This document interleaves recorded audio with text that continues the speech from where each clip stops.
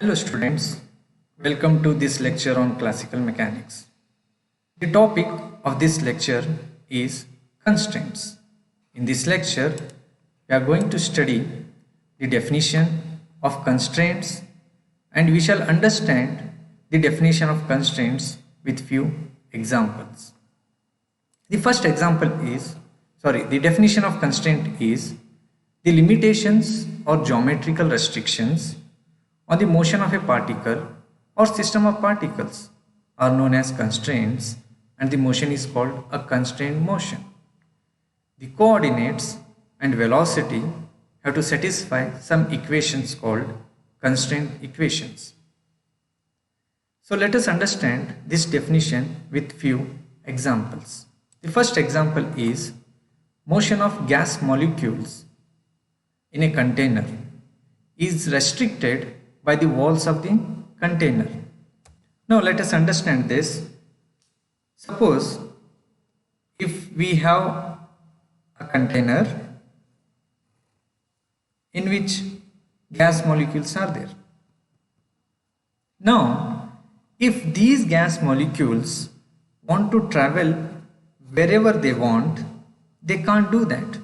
The reason is the walls of the container do not allow the gas molecules to travel wherever they want.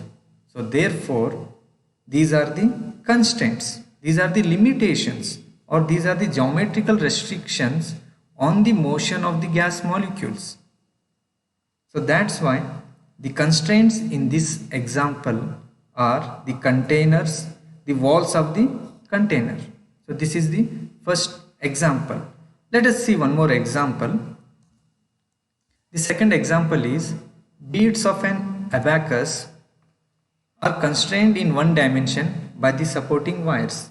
So if you take the abacus, the mathematical tool, so if this is the abacus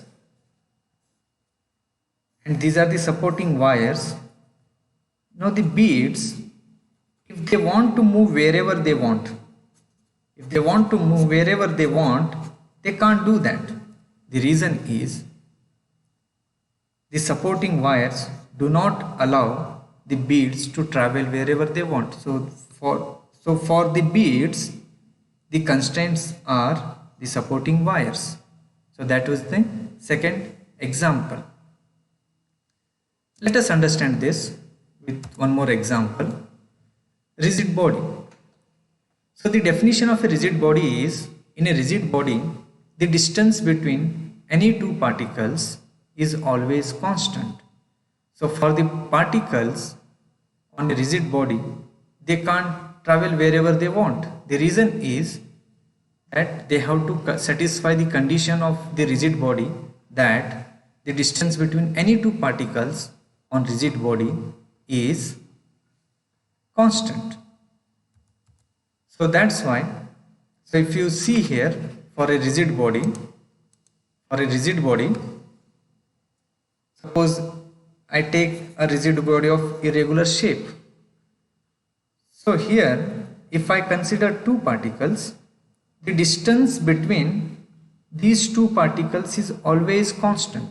So that's why it is called as a rigid body. Whereas if you take a sponge and if you take two particles here, then if you compress this sponge, then what happens? The distance reduces. So that's why sponge is not a rigid body.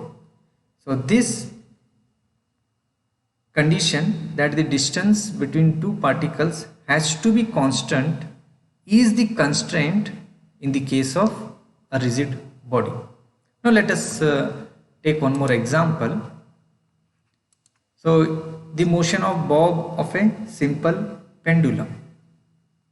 So if you take the simple pendulum,